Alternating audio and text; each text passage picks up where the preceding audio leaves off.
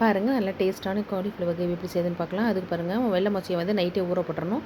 நல்லா காலையில் பார்த்திங்கன்னா கழுவிட்டு தண்ணி ஊற்றி உப்பு போட்டு நல்லா விசில் விட்ருவோம். 2 விசில் விட்டால் போதும், நல்லா மாவு மாதிரி வெந்துடும். ரொம்ப விசில் விட வேண்டியதில்லை.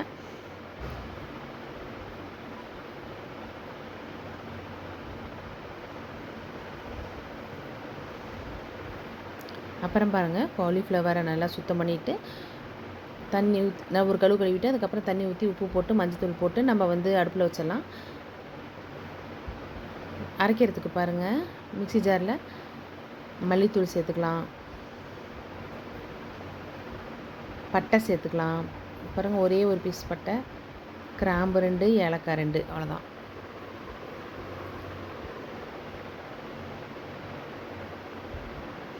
ஜீரகம் பாருங்கள் ஒரு 1/4 ஸ்பூன் சேர்த்துக்கலாம். மிளகு பாருங்கள் ஒரு 1/4 ஸ்பூன் சேர்த்துக்கலாம். மஞ்சத்தூள் சேர்த்துக்கலாம். அப்புறம் மிளகாத்தூள் சேர்த்துக்கலாம்.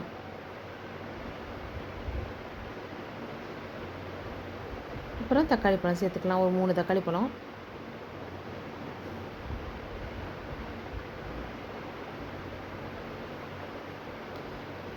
இஞ்சி சேர்த்துக்கலாம்,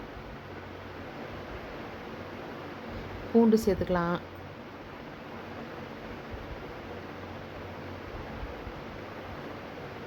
அப்புறம் சின்ன வெங்காயம் சேர்த்துக்கலாம். இப்போ எல்லாத்தையும் நைஸ் பேஸ்ட்டாக நம்ம அரைச்சிடலாம். பாருங்கள் சோம்பு சேர்த்துக்கலாம் கொஞ்சமாக, அதையும் போட்டு அரைச்சிருவோம். இப்போ பாருங்கள் ஒரு வடை சட்டியில் எண்ணெய் ஊற்றி பெரிய வெங்காயம் பச்சை மிளகாய் கருவேப்பிலை வதக்கிடுவோம். வெங்காயம் வதங்கினதுக்கப்புறம் அரைச்சி வச்ச சாதத்தை போட்டுருவோம். அதுவும் நல்ல எண்ணெய் மிதந்து வர அளவுக்கு நம்ம வதக்கணும், அப்போ தான் பச்சை வாசனை அடிக்காது. உப்பு வந்து சாதத்துக்கு மட்டும் போடுவோம், ஏன்னா மொச்சையிலையும் உப்பு போட்டு வச்சுருக்கிறோம், காலிஃப்ளவர்லையும் உப்பு போட்டு தான் நம்ம சுடு தண்ணியில் வச்சுருக்கிறோம்.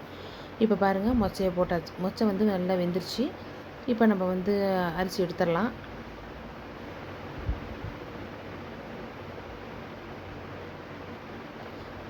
ரெண்டு விசில் விட்டால் போதும், நல்லா வெந்துடும். பாருங்கள் காலிஃப்ளவரை வந்து நம்ம சுடு தண்ணிலேருந்து எடுத்து நம்ம வந்து சேர்த்துடலாம் மசாலில்.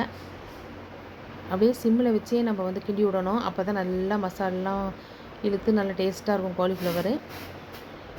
அப்புறம் காலிஃப்ளவர் ஒரு 2 நிமிஷம் நல்லா சிம்மில் வச்சு நல்லா கிண்டி விட்டதுக்கப்புறம் மொச்சை சேர்த்துக்கலாம்.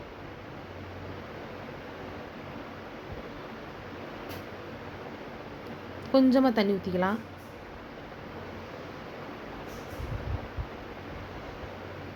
பாருங்கள் நல்லா பரட்டி விடணும் இடையில நம்ம, அப்போ தான் நம்ம வந்து எல்லா பக்கட்டும் மசாலா படும்.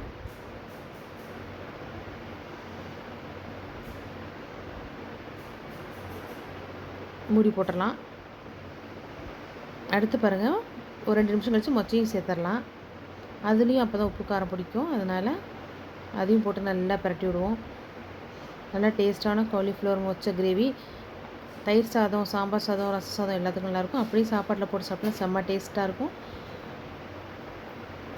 பிடிச்சிருந்தால் லைக் பண்ணுங்கள், ஷேர் பண்ணுங்கள், கமெண்ட் பண்ணுங்கள், மறக்காமல் சப்ஸ்கிரைப் பண்ணுங்கள். தேங்க்ஸ் ஃபார் வாட்சிங் this video. Bye bye friends.